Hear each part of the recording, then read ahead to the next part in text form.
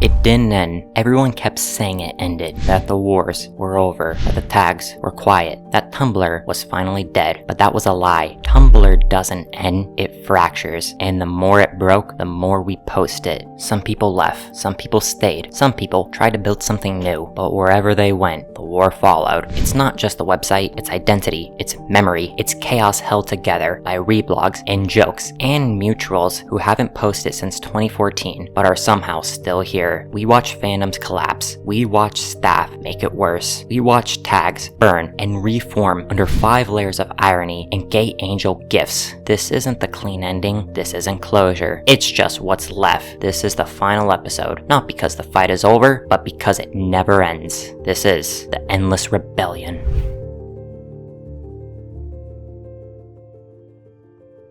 By the early 2020s, Tumblr wasn't one site anymore, it was 2, and you could feel it in the tags, in the way people reblogged, and what they didn't say. On one side, you had the old guard, people who'd been here since 2011, the mutual core, the aesthetic crowd, the tag essay veterans. They remembered when Tumblr was the internet's weird little art gallery, when you made friends by reblogging the same GIF 10 times with slightly different tags, when the only rule was don't be a dick. Unless it's funny. They built a culture, tag etiquette, blog themes, inside jokes that spanned 5 fandoms. You weren't supposed to reblog without tagging your thoughts. You weren't supposed to comment in that post. You weren't supposed to exist unless you followed the vibe. Then the new wave hit. Post-2018 users, people who didn't grow up with dash etiquette, didn't know what a reblog chain was, didn't care if a post was sacred, didn't ask to reblog something personal. They just hit the button and moved on. They came from Twitter, TikTok, Discord, places with no respect for blog hierarchy or emotional tone. They weren't there for the fandom wars. They didn't care about the shipping discourse. They didn't know who the hell DashCon was. They just showed up and started posting. And the divide? It wasn't just generational. It was philosophical. The old crowd, Tumblr was a digital diary. To the new crowd, it was just a better Twitter. Old users wanted structure, new users wanted chaos. So things started to break. Mutuals only tags became hostile territory. People started putting don't reblog warnings on public posts. Someone breathing the wrong way in the wrong tag could start a week-long call-out spiral. Suddenly, everything was too much or not enough. Too edgy, too sanitized, too serious, too ironic. No one could agree what Tumblr even was anymore, and the staff did nothing. They added live streaming, removed features no one asked to remove, kept pretending it was 2013 while the dashboard caught fire. Users started posting like survivalists, rebuilding old blog cultures in hidden corners, creating soft locks, making tag guides for people who wouldn't read them, trying to hold on to a version of the site that had already slipped away through their fingers. Tumblr didn't crash, it calcified. 2 sides, same dashboard, different languages. You didn't just follow blogs anymore, you picked a side even if you didn't know it.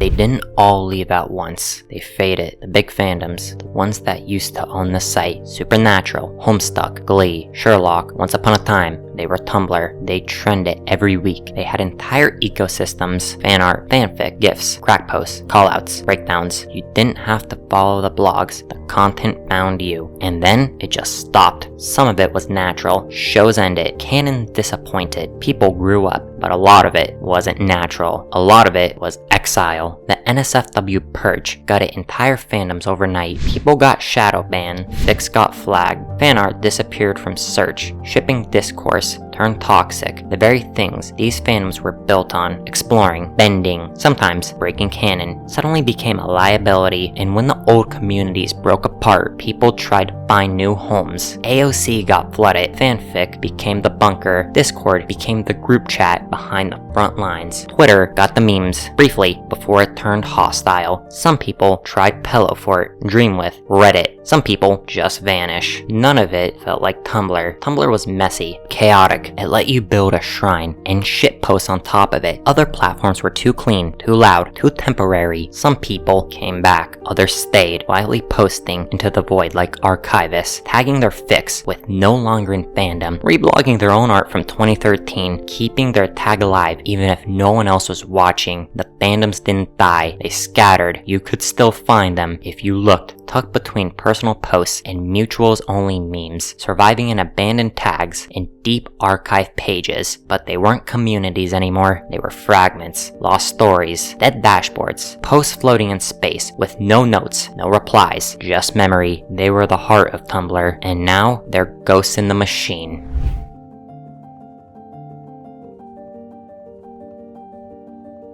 You can only break a website so many times before people start fighting back, and on Tumblr, the fight was never just against each other, it was against staff. No one really knows who they are, no one's ever seen them, they don't respond, they don't explain, they just update things and then log off. The NSFW purge, that wasn't a conversation, it was a scorched earth policy. Whole tags wiped, blogs nuked, fan art flagged for having knees, and when people begged for answers, staff posted a picture of a crab. Seriously, that was it, a dancing crab. So people started treating staff like a cartoon villain. @staff wasn't just the username anymore, it was a character, the shadowy figure ruining everything behind the scenes, a myth, a meme, a target. People wrote fake emails from staff, made parody accounts, started tagging every bug, glitch, and bad decision with @staff fix your site, and things just kept getting worse. They removed the reply system, they broke the tag search, they added live streaming, freaking live streaming, to Tumblr. Who asked for that? No one. Meanwhile, posts wouldn't load, reblogs would disappear, people were getting shadow banned for saying lesbian, and the trending tab always cursed. Every day, it was just queer dear diary entry. This tale came out again, and here's a shoe I found in the ocean. It got so bad, users started doing Tumblr's job for them. They ran their own bug trackers, made user guides, built Chrome extensions to fix the site. Tumblr was running out of duct tape and sarcasm, and the only thing keeping it together was community spite. Staff didn't listen, so people stopped trying. Instead, they made jokes, clown memes, screen caps, fake patch notes, protest posts that got 100k notes, and still nothing changed. Tumblr didn't evolve, it just refused to die. And users, they adapted. They learned to post around the glitches, to build community in spite of the staff, to treat every update like a threat, and every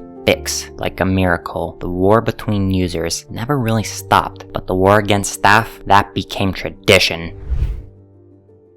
It came back, not the same way, not with GIF wars or ironic death threats or Shooterlock Who posts. This time, it came back uglier, the shipping wars round 2. Except now, it wasn't just fandom versus fandom, it was mortality versus posting, parody culture versus fan interpretation, a war over what was okay to ship and who was allowed to ship it. They called it discourse, but it wasn't a conversation, it was a purity test. Suddenly, everything needed a tag. Dead dove, do not eat, pro ship, anti-ship, minors DNI, problematic. You couldn't just like a ship anymore, you had to disclose it, like a warning label. People started treating ships like politics, blocking users over who they wrote fanfic for, fighting over whether fictional characters being messed up meant you were. AO3 became the bunker, Tumblr became the battlefield. People flooded each other's tags, called out strangers, told others to Control-Alt-Delete themselves over headcanons, made block lists, and do not interact spreadsheets longer than actual fics. And it wasn't just about content, it was about control. Who got the posts? Who got to tag something canon? Who was safe and who wasn't? It started feeling like you had to ask permission to reblog. Even fanfiction became territory. People tagging entire works with disclaimers just to avoid drama. People posting entire AUSs anonymously so they wouldn't get doxxed over fictional people kissing wrong, and the tagging weaponized. People would post in rival tags on purpose, to pick a fight, to bait replies, to make a point, or just to prove they they could. Suddenly, every shit was a political statement, every reblog was a declaration, every tag was a battlefield, and if you were neutral, you weren't safe either. Silence was suspicious. No one trusted anyone. People started purging blogs they'd followed for years. Mutuals ghosted. Entire fandoms imploded under the weight of discourse. It wasn't like 2013. It wasn't funny anymore. It was exhausting. There were no winners, just less people posting.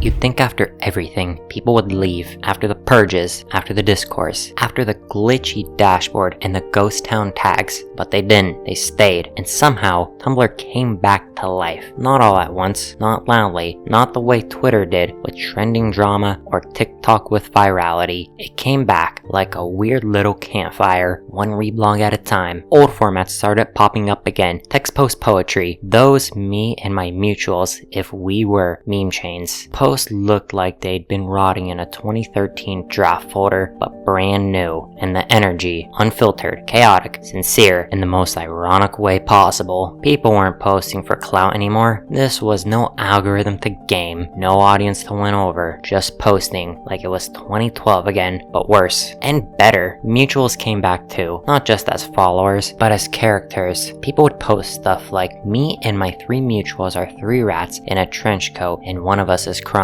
Or, if we're mutuals, you're legally my wife. I don't make the rules. It was weird. It was specific. It was home. Reblog chains got long again. Notes started creeping up. Old blogs that hadn't been posted in years suddenly lit up like they remembered who they were. Tumblr didn't win the internet, but it did something way better. It stopped caring. People posted long screeds about their feelings next to curse polls about frogs. Fandoms quietly rebuilt themselves in their own corners. The tag chaos never fully went away, but somehow it felt manageable, like we'd all accepted the hell site for what it was. Not a clean platform, not a serious one, not even a good one, just ours. It wasn't a comeback, it was survival. A low-effort renaissance held together by reblogs, memes, and mutual delusion, and somehow that was enough.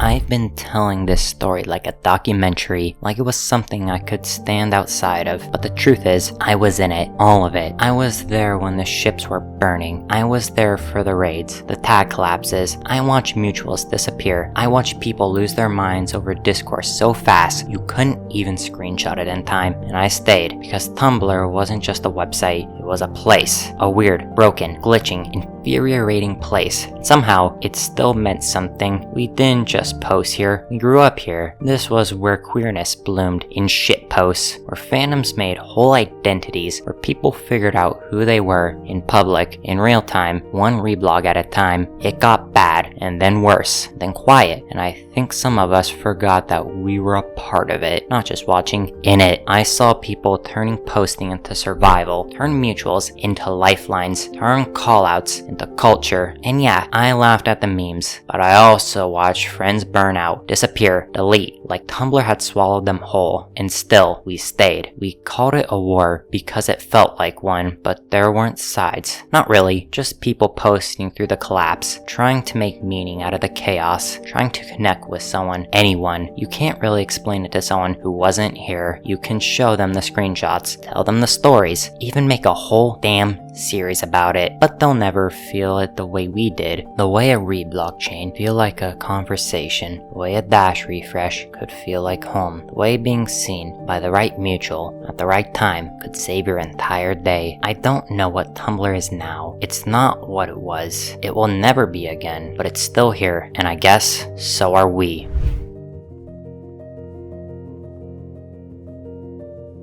So, what did we learn? Something about queer theory? Tumblr is still standing. Somehow, despite the staff, despite the porn ban, despite this tell, this wasn't a documentary. This was Tumblr having a breakdown across 7 episodes and pretending it was research. And honestly, that's peak Tumblr behavior. We called it a war. It was really just a slow motion car crash with gay angels, clown memes, mutual drama, and an ever-growing list of block tags. People left, people came back, people reblogged the frog saying me too, and acted like it was the deepest thing they'd ever seen. And maybe it was. The truth is, this website never recovered, but neither did we. And maybe that's what makes it beautiful. Or terrible. I don't know. I'm sick of this shit. But if you were there, if you remember the shipping wars, the tag purges, the age-line discourse, the ball pit campaign, if your post count has commas in it and your brain is 40% reaction gifs, then you know, this wasn't just a site, this was a timeline, a battleground, a diary, a dumpster fire with excellent lighting. So no, there's no moral, no happy ending, just mutuals who haven't posted in months and somehow still show up to like your post at 2 a.m. That's Tumblr, that's all it ever was. We'll see you in the tags. Skipperson logging off before staff adds NFTs or something.